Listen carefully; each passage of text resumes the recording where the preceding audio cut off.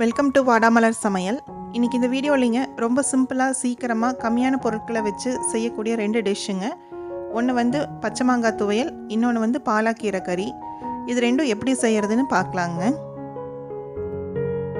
இந்த பாலாக்கீரை கறி வந்து நம்மளுக்கு சப்பாத்தி, சாப்பாடு, சிறுதானிய சாப்பாடு எல்லாத்துக்குமே ரொம்ப நல்லாயிருக்குங்க. நம்ம புளி சேர்த்து செய்கிறதுனால இது 2 நாள் வரைக்கும் வெளியில் வச்சுருந்தாலும் கெடாமல் இருக்குங்க. வாங்க எப்படி செய்கிறதுன்னு பார்க்கலாங்க. முதல்ல மாங்காய் துவையல் எப்படி செய்கிறதுன்னு பார்க்கலாங்க. அதுக்கு வந்து ஒரு வடக்கல்ல 1 குழிக்கரண்டி எண்ணெய் சேர்த்திட்டுங்க. அதில் 20 கிராம் அளவு இருக்கிற இஞ்சியை வந்து தோல் சீவி நம்ம இந்த மாதிரி கட் பண்ணி எடுத்துருக்குறோங்க.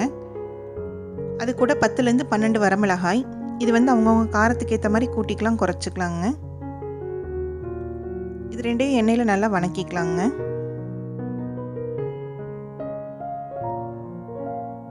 இஞ்சி மிளகாயும் நல்லா வணங்கினதுக்கப்புறங்க அதில் 200 கிராம் சின்ன வெங்காயத்தை சேர்த்திக்கலாங்க.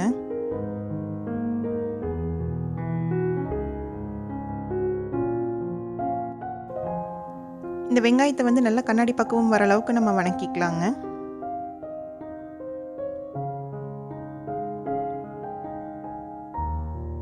இப்போ இந்த துவையலுக்கு தேவையான அளவு உப்பை இந்த ஸ்டேஜ்லேயே சேர்த்திடலாங்க.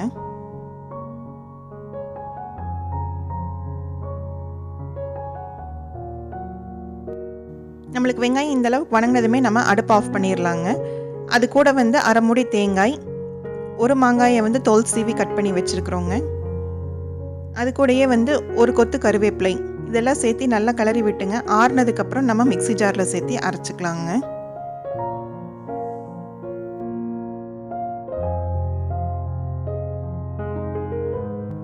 இது நல்லா ஆறுனதும் மிக்ஸி ஜாரில் சேர்த்து நம்ம கொரகொரப்பாக அரைச்சி எடுத்துட்டோம்னா நம்மளோட மாங்காய் துவையல் சூப்பராக ரெடி ஆயிருங்க.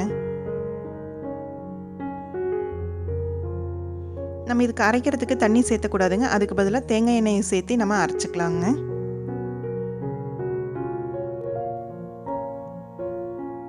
இப்போ இந்த அளவுக்கு நம்ம கொரகொரப்பாக அரைச்சிட்டு வந்துட்டோங்க. அவ்வளோதாங்க, நம்மளோட மாங்காய் துவையல் சூப்பராக ரெடி ஆயிடுச்சுங்க. நீங்களும் வீட்டில் ட்ரை பண்ணி பார்த்துட்டு எப்படி இருந்துச்சுன்னு சொல்லி கமெண்ட்டில் சொல்லுங்கள். நம்ம இப்போ அடுத்தது பாலாக்கீரை கறி எப்படி செய்கிறதுன்னு பார்க்கலாங்க. ஒரு மிக்ஸி ஜாரில் 200 கிராம் சின்ன வெங்காயத்தை சேர்த்திக்கலாங்க. அது கூட 10லேருந்து 12 பல் பூண்டு, 1½ ஸ்பூன் சீரகம்,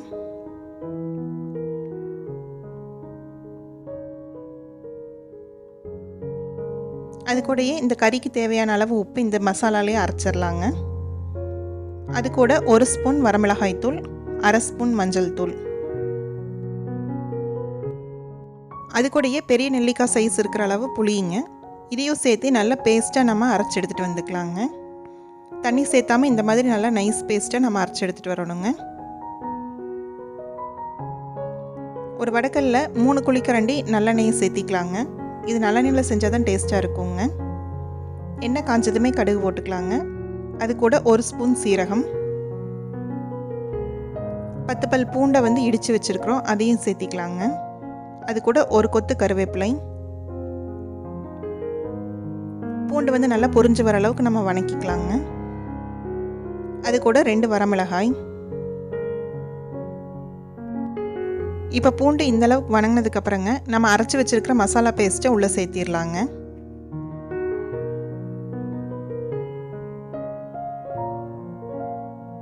இந்த மசாலாவில் வந்து தண்ணி அதிகமாக சேர்த்தாமல் நம்ம வந்து எண்ணெயிலே இதை வந்து கொஞ்சம் நேரம் வணக்கணுங்க. ஏன்னா நம்ம வந்து பச்சையாக தான் நம்ம வெங்காயம் சீரகம் எல்லாம் வணக்காமல் அரைச்சிருக்கிறோங்க. அதனால் நம்ம இதை வந்து பச்சை வாசனை போகிற அளவுக்கு நம்ம நல்லா வணக்கி எடுத்துக்கணுங்க.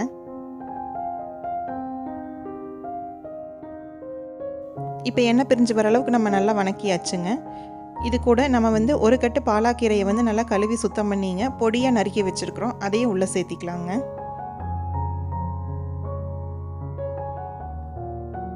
இந்த மசாலா கூட கீரையை நல்லா வணக்கிக்கலாங்க.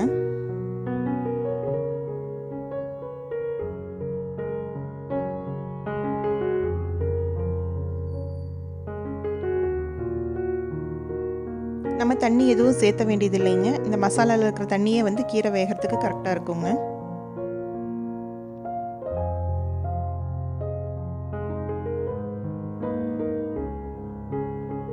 நம்ம இதை வந்து ஒரு மூடி போட்டு ஒரு 5 நிமிஷம் வேக வச்சிடலாங்க. இப்போ பார்த்தீங்கன்னா கீரை நல்லா முக்கால் பதத்துக்கு வெந்து வந்துருச்சுங்க. இன்னும் கொஞ்ச நேரம் நம்ம வந்து மூடி போட்டு எண்ணெய் பிரிஞ்சு வர அளவுக்கு நம்ம வேக விட்டுறலாங்க.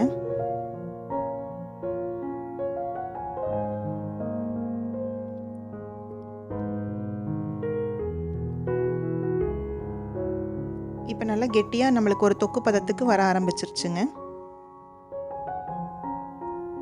கீரையும் நல்லா வெந்துருச்சுங்க. இந்த ஸ்டேஜில் நம்ம வந்து நல்லெண்ணெய் வந்து 1 ஸ்பூன் அளவுக்கு நம்ம மேலே சேர்த்திக்கலாங்க. இந்த ஸ்டேஜில் சேர்த்துறது வந்து இந்த கறிக்கு வந்து ரொம்ப டேஸ்ட்டு கொடுக்குங்க. எல்லாம் கலரி விட்டு நம்ம ஒரு 5 நிமிஷம் மூடி போட்டு எண்ணெய் பிரிஞ்சு வர அளவுக்கு நம்ம விட்டுறலாங்க. இப்போ பார்த்தீங்கன்னா எண்ணெய் நல்லா பிரிஞ்சு வந்துருச்சுங்க. நம்மளோட பாலாக்கீரை கறியும் நல்லா தொக்கு பதத்துக்கு வந்துருச்சுங்க. அவ்வளோதாங்க, நம்மளோட பாலாக்கறி சூப்பராக ரெடி ஆயிடுச்சு. இது வந்து சாப்பாட்டுக்கு, சிறுதானிய சாப்பாட்டுக்கு, சப்பாத்திக்கு எல்லாத்துக்குமே ரொம்ப நல்லா இருக்குங்க.